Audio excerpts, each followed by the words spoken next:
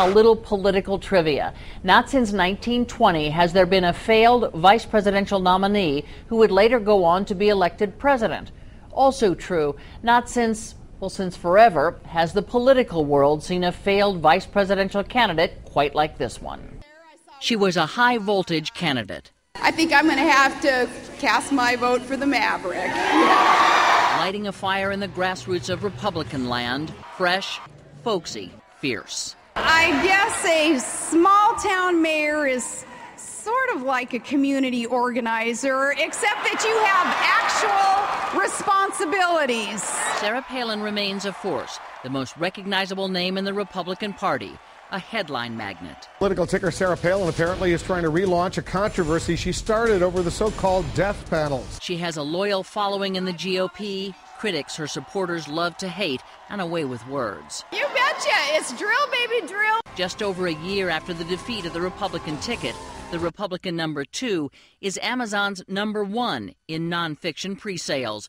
Writer of books, giver of speeches, muser of politics on an unusually active Facebook account, and robo-caller on behalf of a conservative group in this year's Virginia governor's race.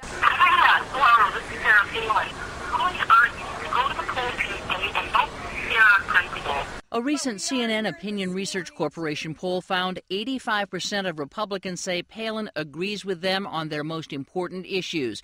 But here's the rub, only 49% of independents feel that way. It's a telling measure of her political reach and its limits that the Republicans who won governor seats in Virginia and New Jersey this year politely rejected Palin's offers to campaign for them. Both Republican governors-elect owe their victories to huge majorities of independent votes. Her clout is inside the party. In a New York congressional race, she helped push a Republican Party candidate out of the way for a more conservative candidate. That battle won. Palin lost the war. The split made way for a Democratic victory. Thank you very much. These days, Palin is doing selected interviews, Oprah et al., to promote her book.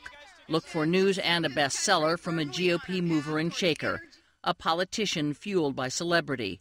Lucrative, but not necessarily good. Americans tend not to elect celebrities. Arnold Schwarzenegger is the exception, but more often than not, when people want something in their political leaders that is more steady, stable, and predictable. Fans and critics inevitably point to this moment as Palin's biggest political problem.